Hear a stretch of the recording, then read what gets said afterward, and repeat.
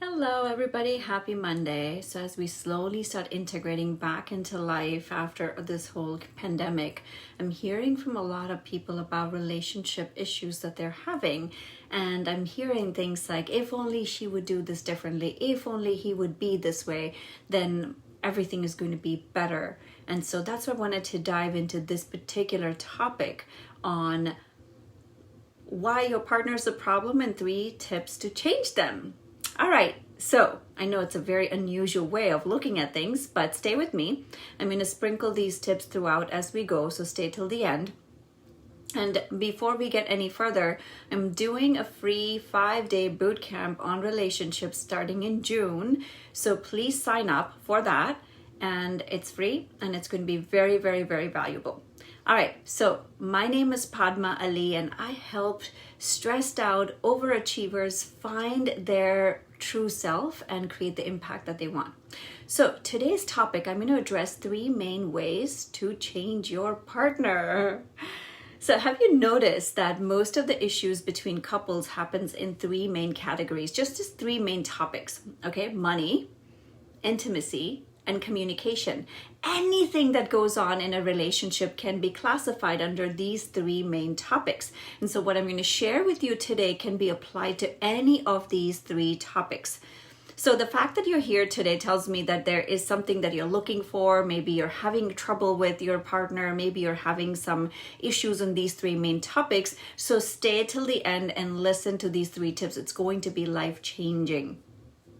So the main first one, okay? This is going to change everything. When you hear this and when you can really take this in, it's going to change everything. It is not your partner, it is you. Now wait, before you click off and you're like, wait, you just tricked me. Nope, I'm not tricking you. Just wait, listen to this, okay? Have you seen, let me explain. Have you seen that when you are upset about your partner, something they did, something they didn't do, maybe a promise they didn't keep, it is usually because there's something else underneath that. There's a need that hasn't been fulfilled. Have you noticed that it is not about the clothes that are left there and the shoes that are left here and why didn't you pick up the kids in doing this way? It's not about that. There's a need underneath that. So what is the need underneath that? What is the need that's not being met? Is it that you're not feeling valued in the relationship? Is it that you're feeling overwhelmed and your partner's not noticing it? What is that need? When you can identify that need, when you can really get behind it and see, okay, this is what I want and this is what's not happening, then you'll notice that it's not about the clothes, it's not about the kids, it's not about this, it's not about the flowers he didn't buy you or she didn't get you. It is about a need that of something else that you can present that. It is disarming to your partner when you can present it that way. Okay, so that's my invitation to you. What is the need behind it?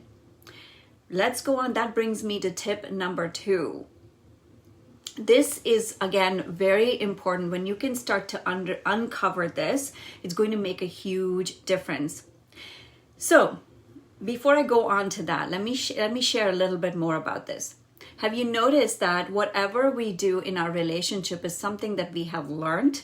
It is something that we have observed in our parents. We have observed it in our own relationships, like we've observed it in people in our lives. It's something that you have learned.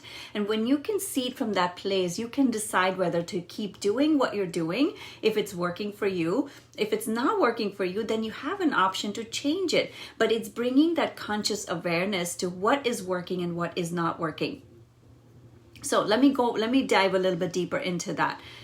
How did you grow up? What was the relationship between your parents? Were they happy? Were they unhappy? Were they unhappily still staying together?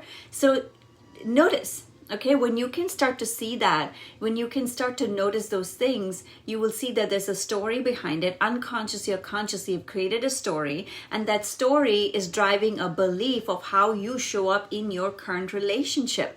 That belief is the tip number 2. What beliefs are you carrying about your relationship that are either serving you or not serving you? Maybe you have a belief that relationships are meant to be very happy, or maybe you have a belief that relationships will never work. My relationship will not work. Like I can never be happy in a marriage.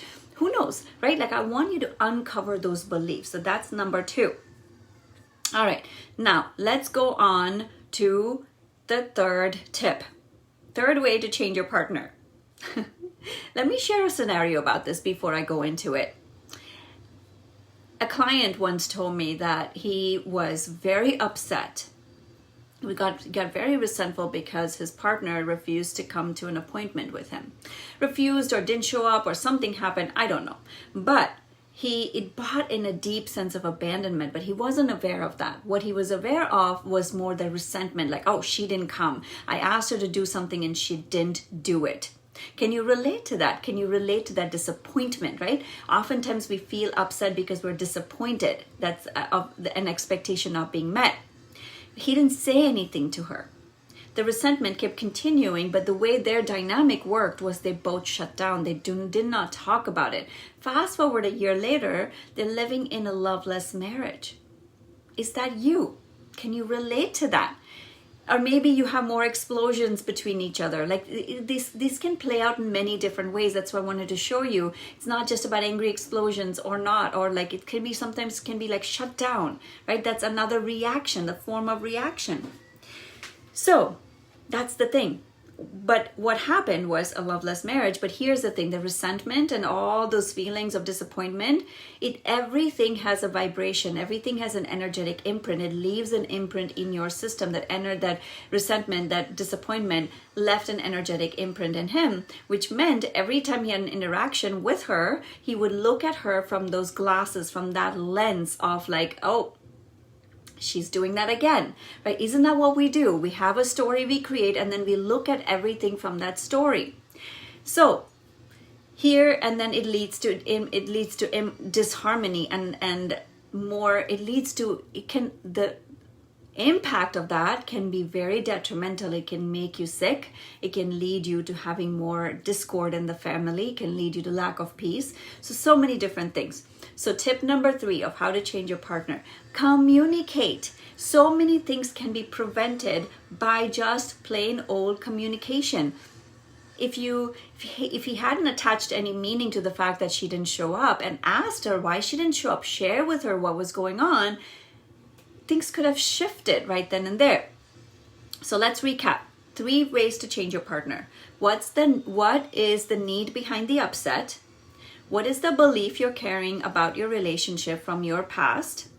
And communication. These 3 tips can really start to change your partner. They will start to change when you can just do these 3 things. Lastly, before we end, I'm doing a bootcamp, a free bootcamp for 5 days on relationships. Please join that. And then if you are wanting to do some deep dive and see if we're a good fit to work together, please sign up for a 20-minute call to see where you're stuck and how it can help you get unstuck. All right, my friends, have a beautiful day. I will talk to you soon.